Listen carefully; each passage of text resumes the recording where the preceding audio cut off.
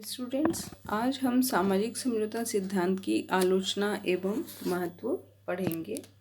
राज्य की उत्पत्ति के संदर्भ में यह एक महत्वपूर्ण सिद्धांत रहा है। 17वीं 18वीं शताब्दियों में सामाजिक समझौते का सिद्धांत अत्यंत लोकप्रिय रहा, परंतु रूसो की मृत्यु के उपरांत इसका ह्रास आरंभ हुआ और धीरे धीरे इसका पूर्ण पतन हो गया। Bentham, sir Frederick Pollock, Edmund Burke आदि विद्वानों ने इस सिद्धांत की कटु आलोचना की है। सर हेनरी मेन ने तो स्पष्ट कहा है कि समाज तथा सरकार की उत्पत्ति के इस वर्णन से बढ़कर व्यर्थ की और कोई वस्तु हो ही नहीं सकती। इसकी आलोचना में ये सभी तर्क दिए जाते हैं कि यह सिद्धांत केवल काल्पनिक है, मनुष्य स्वभाव से सामाजिक प्राणी है, राज्य विकसित एवं स्वाभाविक है, न कि निर्मित और कृत्रिम। अधिकारों के संबंध में भी इस सिद्धांत में गलत धारणा प्रतिपादित की गई है। राज्य अनिवार्य संस्था है। यह सिद्धांत कानून के विरुद्ध है। अब हम देखेंगे डिटेल में। यह सिद्धांत केवल काल्पनिक है। आलोचकों का यह विचार है कि सामाजिक समझौता सिद्धांत केवल कल्पना मात्र है। इस सिद्धांत का कोई ऐतिहासिक आधार नहीं है। इतिहास में कभी भी ऐसा उल्लेख नहीं मिलता कि आदिम लोगों ने आपस में समझौता करके राज्य की स्थापना की है। मनुष्य स्वभाव से एक सामाजिक प्राणी है। इतिहास में ऐसा समय कभी नहीं रहा, जैसा कि हॉब्स रूसो ने बताया है कि वह एकाकी या असामाजिक रहा हो।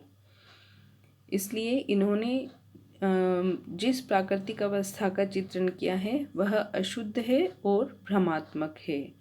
मानव इतिहास को दो कालों में आवश्यक रूप से बांटा जा सकता है: राज्य बनने से पूर्व की अवस्था और उसके बाद विभाजित उसके बाद का काल। इन दो कालों में मानव इतिहास को बांटना केवल कल्पना की उड़ान है।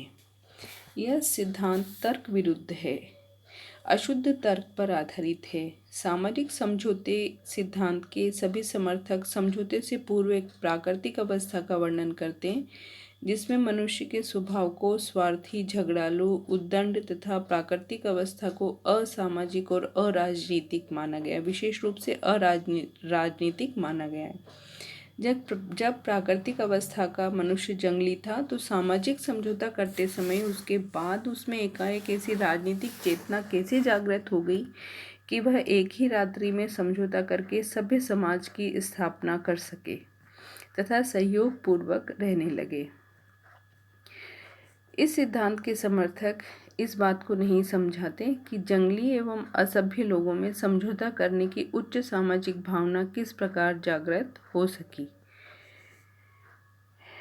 इसके अलावा सामाजिक समझौता सिद्धांत के समर्थकों का यह मत सत्य से परे है कि राज्य एक मानव निर्मित एवं कृत्रिम संस्था है।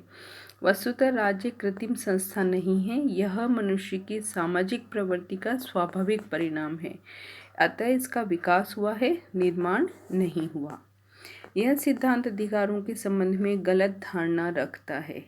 इसके अनुसार प्राकृतिक अवस्था में, जो कि पूर्व राजनीतिक अवस्था थी, अधिकारों का अस्तित्व था। वस्तुतः समाज के बिना अधिकारों का अस्तित्व असंभव है, क्योंकि समाज के बिना अधिकारों को किसी प्रकार की मान्यता प्रदान करना संभव नहीं है। राज्य एक अनिवार्य संस्था है, एक ऐच्छिक संस्था नहीं है। समझौता सिद्धांत के समर्थकों ने राज्य को एक ऐसे संगठन के रूप में चित्रित किया है जिसकी सदस्यता ऐच्छिक हो, किंतु राज्य एक अनिवार्य संस्था है, न कि ऐच्छिक।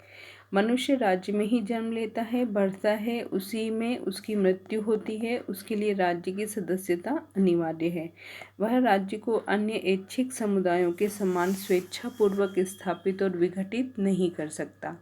इस संबंध में बर्क ने लिखा है कि राज्य को काली मिर्च और कहवा, वस्त्र या तंबाकू अथवा ऐसे ही अन्य घटिया कारोबार की हिस्सेदारी के समझौते के समान नहीं समझना चाहिए, जिसे छोटे से अस्थायी स्वार्थ के लिए जब चाहे कर लिया और जब दोनों पक्षों में से किसी ने चाहा तो भंग कर दिया। अर्थात समझौता सिद्धांत के समर्थकों ने राज्य को साधारण साझेदारी पर आधारित ऐच्छिक समुदाय बताया, जबकि यथार्थ में राज्य से साधारण समझौते का परिणाम हो ही नहीं सकता।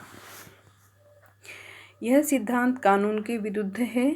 कानूनी दृष्टि से समझौते का कोई आधार नहीं, क्योंकि समझौते को लागू करने के लिए किसी स्वतंत्र सर्वोच्च शक्ति की आवश्यकता होती है, जबकि सामाजिक समझौता सिद्धांत के समर्थकों का कहना है कि समझौते के फलस्वरूप कॉमनवेल्थ का निर्माण हुआ। जब समझौते की अनुपालना के लिए कोई शक्ति नहीं थी और उसका उल्लंघन करने वालों को दंडित करने वाली कोई शक्ति नहीं थी, तो समझौता निराधार बनकर रह जाता है।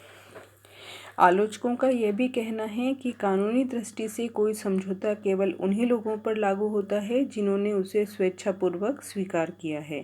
प्रत्येक पीढ़ी का रिन्यूअल किए जाने पर ही समझौता पीढ़ी दर पीढ़ी लागू रह सकता है।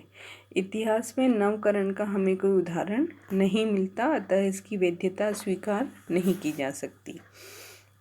इस सिद्धांत की आलोचना करते हुए ब्लंचली ने कहा है कि सामाजिक समझौते का सिद्धांत न केवल अनैतिहासिक है, वरन अत्यंत भयंकर है, क्योंकि वह राज्य और उसकी संस्थाओं को मन की लहर का परिणाम मानता है।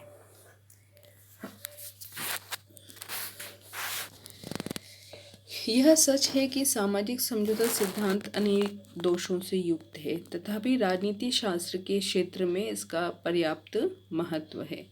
17वीं और 18वीं शताब्दियों में इसे अत्यधिक लोकप्रियता एवं मान्यता प्राप्त हुई।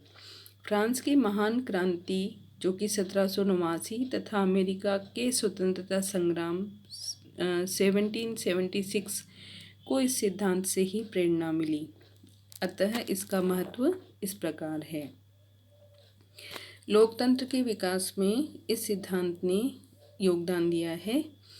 प्रजातंत्रात्मक धारणाओं के विकास में महत्वपूर्ण योग दिया। इसने हमारे सामने यह महान आदर्श रखा कि राज्य का आधार शासितों की सहमति है।